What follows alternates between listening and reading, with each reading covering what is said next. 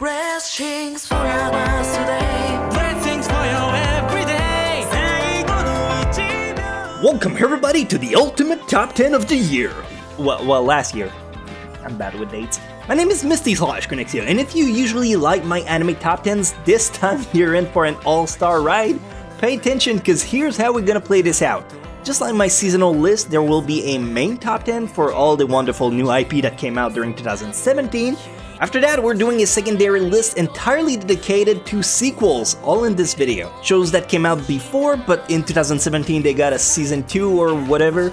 And we're also doing awards for shows that didn't make the cut, but were still memorable in their own ways. Oh yes, this is my own Crunchyroll awards, with bitches and blackjack, and actual knowledge and research behind it. So yes, essentially this is a flavorful top 25. Let's kick it off with the main list.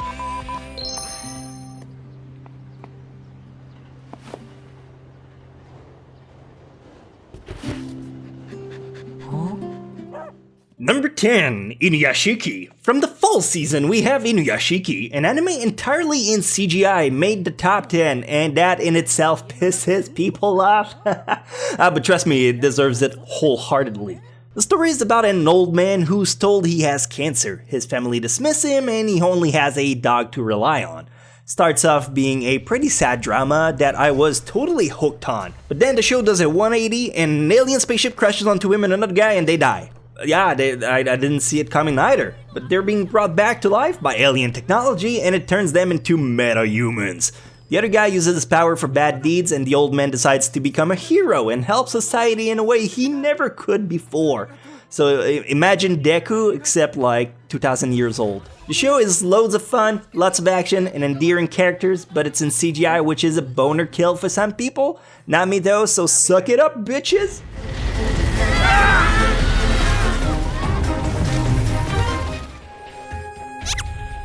不是吧，叶哥，你的手在抖吗？这样的双手怎么能发挥出斗神的实力呢？ Number 9, from the spring season, Qinchi Gao Xiao. First of all, I'm sorry, I don't speak Mandarin, but I know enough about it to know I've absolutely butchered the title's pronunciation. I don't care.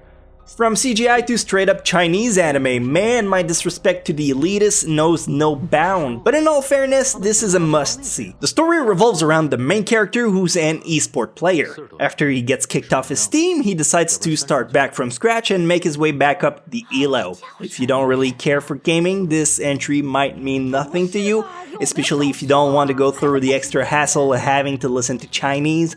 But if you can't put those minor details aside, this is an anime well worth checking out.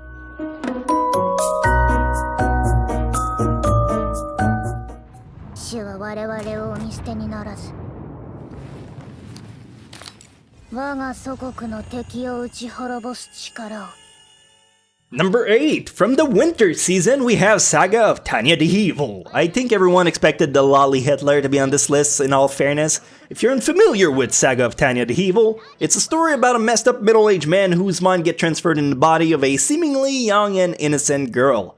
Pair this with a World War I look-alike feud with magical might and fire explosion, and you get a pretty decent description of the show. But hey, I've seen my fair share of hentai, and it's not the first time I see a middle-aged man inside a little girl. This joke got this video demonetized, but it was worth it. Overall, Saga of Tania the Evil is a great anime, especially if you enjoy the military ones and the sadistic, messed up little girls.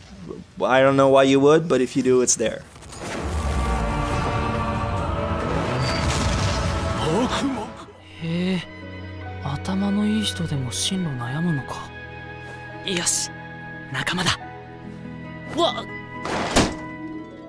Number 7, from the summer lineup, we have Welcome to the Ballroom. Stay with me. I know on paper this sounds exactly like the Yuri on Ice that girls loved last year and that everybody else despised. It's not. It's not. This dancing anime is a shonen anime. Yeah, you like My Hero Academia, Haikyuu, Hajime no Ippo? This shit's for you, man. Yes, it's dancing. Yes, I know stereotype would force me to make fun of it, but you'll see the same determination and passion in this anime as any other shonen. The art style is also incredibly over the top. I love it. This is a show no one talked about, but I swear if you crack open a bottle of whiskey, this will be some of the best time you've watched anime. And if you're underage, well, of course, don't. As in, don't forget to tap it off with water at the end so your parent don't know you stole from their stash. 右左90度これくらいならなおかしいな。確かに停留所ってあるのに。だいたいこの時 Number 6, back to the winter lineup. We have Little Witch Academia. Little Witch Academia started off with a bunch of movies. They did so well that they decided, hey, how about we made a series out of it? And it's freaking great. The story is about a little girl who joins a wizard academy. You follow her as she attempts to make her dream come true of becoming the greatest witch of all time. She makes friends, potions, ride a broomstick, and essentially everything cool that was about Harry Potter before it turned super dark. Beyond that, it's clean magical fun and an academy, great entertainment, and a lovable cast to boot. Definitely worth a mention on this list, unless you don't believe in magic. In that case, how do you even enjoy life? いただき。ドラゴン、それは最強の生物である。炎を吐き、空を飛び、時には魔法も使うという想像。Number 5, still from the winter lineup. Man, they really started the year strong. Kobayashi Sanchi no Maid Dragon. For the longest time, I thought people were trolling me about this anime. Everyone was praising it. I just couldn't believe it. Slice of life, comedy, with a build-up roster of characters where every new episode someone new gets added to the party. That was a giant stretch for me. It still is. But for such a niche type of anime, it kind of works. The story is about a girl programmer who meets with a dragon girl who also moonlights as a maid. She's a good maid, so the programmer decides to take her in despite all the shenanigans it involves. This anime might be a hit or miss, but don't be like me and knock it off at first. Give it a chance. With a few episodes, you might warm up to it. Or I just made you waste a bunch of hours and I'm sorry. Not really. I don't care. あなたのことが大事。とにかく出口を見つけないと。食べ物もあんまりないしな。Number 4, jumping straight to fall season, we have Girls' Last Tour. Girls' Last Tour really took the world by surprise when it came out. No one really expected it to be any good, but the chemistry between the two characters is good. It's good. It's on a level you hardly ever see in an anime. The story begins a bit chaotic. You start with two girls on the ground who make their way to the surface. You soon realize they're the only two girls left in the world. They go around trying to scavenge stuff and make the most of it. It's a pretty light anime with memorable moments. If you're looking for something passive, no heavy story to follow, not 1,000 characters to remember, this is the one you should try out. ダメだ。やっぱり飛ばないや。緊張する。落ち着け。落ち着け。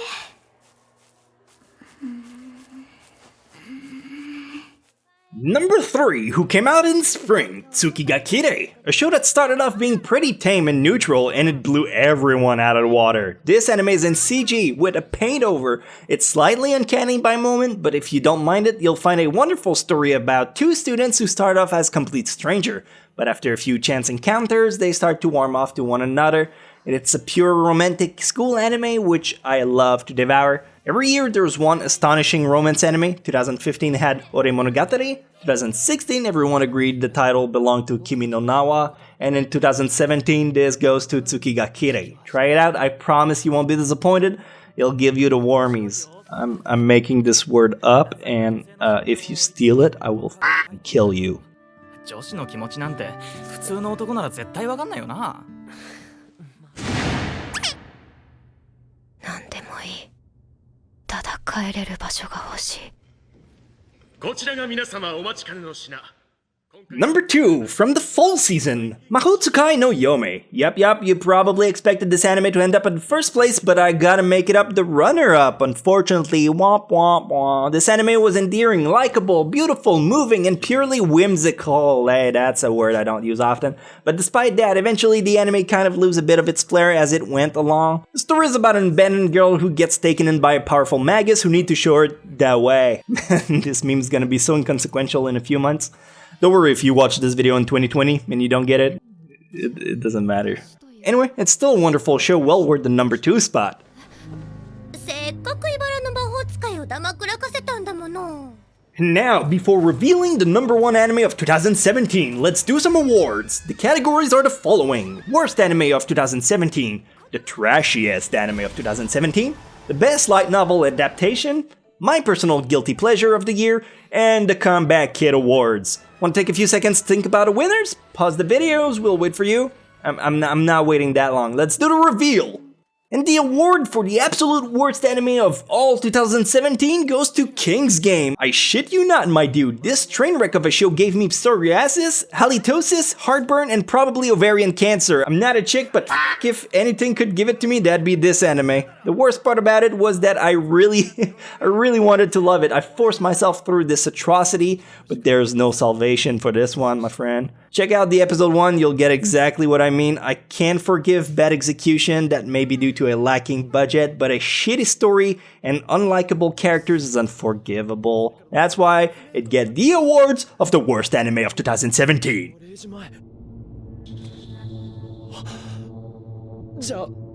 Now, an award for an anime that didn't have a bad execution or terrible plot, but that is still beyond morally standard ground, we have Eromanga Sensei. If you did not hear about this show, oh my sweet summer child, have a seat.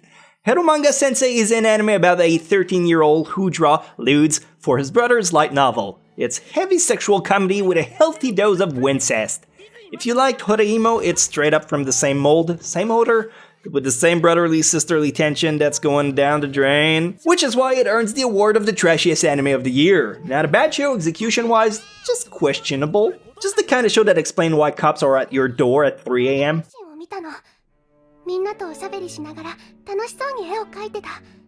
And now, an award for the best light novel anime adaptation. Welcome to the classroom of the elite. Every year, Japan dish out tens and hundreds of titles cut straight up from light novels. And while several end up being hot garbage, I think it's important to highlight those who beat the odds and come out being tremendously good. This year's best light novel adaptation goes to Welcome to the Classroom of the Elite. While the initial premise came off shaky with a less than convincing establishment handled by supposedly the government, they quickly make you forget about its shortcomings with great characters, spicy plot twists, and intricate turnabouts. That's a show I'm craving for season 2. ピアノと茶道をやってたんだよ。 And now, an award for Misty's guilty pleasure, Junie Tyson. Lots of good things happened this year, but one thing that had me completely enamored was Junie Tyson. Junie Tyson is a really tricky show. It's a battle royale between the Chinese zodiac animals. If you know about the order, or if you watch the ending theme song, that will spoil you the show. Fortunately, in my case, I was warned and kept myself clean. It made the anime very enjoyable despite them following the same formula every episode. They made me care about the characters, and I was genuinely sad when they passed away. Also, the final episode is a masterpiece in itself, but that comes down to my personal taste. It's my guilty pleasure of the year. Definitely a better survival anime than King's Game.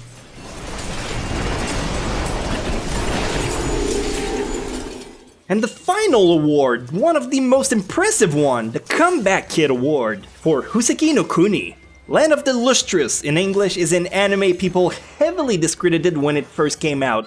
Sure, it's colorful, but the story didn't connect for a lot of folks. Then, out of nowhere, the show made a severe 180 and skyrocketed the fuck out of town. The story is about a group of people, immortal and genderless, who are gem-likes. Hold on.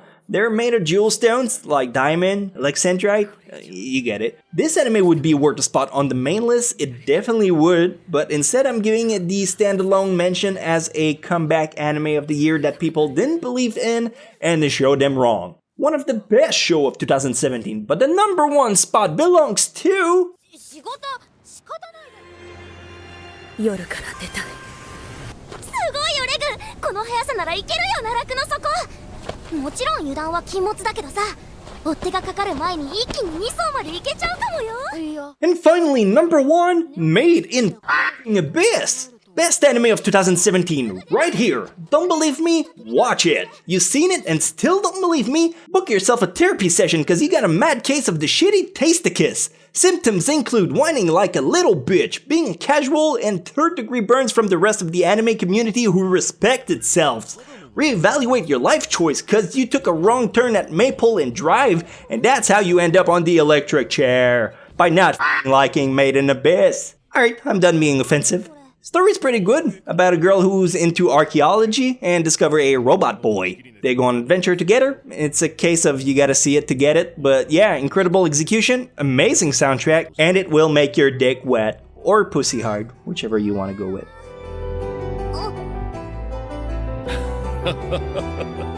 And now, for my favorite part, the lightning round. We're covering all the best sequels that came out this year, and I don't have a lot of time to go through them. You're all busy people, and honestly, I'm amazed you made it this far in this list, so let's go! Number 10, Osomatsu-san Season 2, Full Metal Family Brotherhood, and officially the worst joke in this video. Number 9, Uchuden Kazuko 2, a show you never heard of, got a second season 4 years later, don't worry about it, keep ignoring it, this one's for me. Number 8, Konosuba Season 2, for the masses doing Vine video even after Vine died. Number 7, Attack on Titan Season 2, Tiny Human Snackable, now more tasty and delicious than ever. They're taste-delicious. Really, we're going for that joke out of all of them? Okay. Number 6, Food Wars Season 3. The Food Network finally got its very own anime. Odd mixing it with late night porn channel, but it works. Number 5, Boku no Hero Academia Season 2, or whoever screams the loudest wins. Number 4, Natsume Yujincho Roku. Remember that kid who talked to girls for 5 seasons? Well, we ain't done yet. Here's some more ghosts to talk to. Number 3, Sangatsu no Lion Second Season. Edgiest shogi player realized he can't cut himself with tiny wood pieces. Number 2, Showagen Roku Rakugo Shinju. Yo, it's mindless, I can put whatever I want here. This show is amazing. And finally, number 1, Gintama. Not really a surprise, Gintama is a show that will never be dethroned. It's the Rick and Morty of the anime, except with a not as toxic fanbase. So now that you made it all the way through my list, there's only one thing I gotta ask you. But no, seriously, thank you so much for watching. I hope it at least helped you out sort what came out in 2017. This video was meant to come out a little earlier, but real life shoved its dick in my throat, and well, now it's mid-January, so whatever. I'm not upset. If you enjoyed this top 10, I have more. No, like a lot more. It's a problem. I'm addicted to top 10s. Goodbye, stranger. Stay blessed, and I hope I'll see you next time. Until then, I hope you keep up your warmies. It's still my word. You don't use it.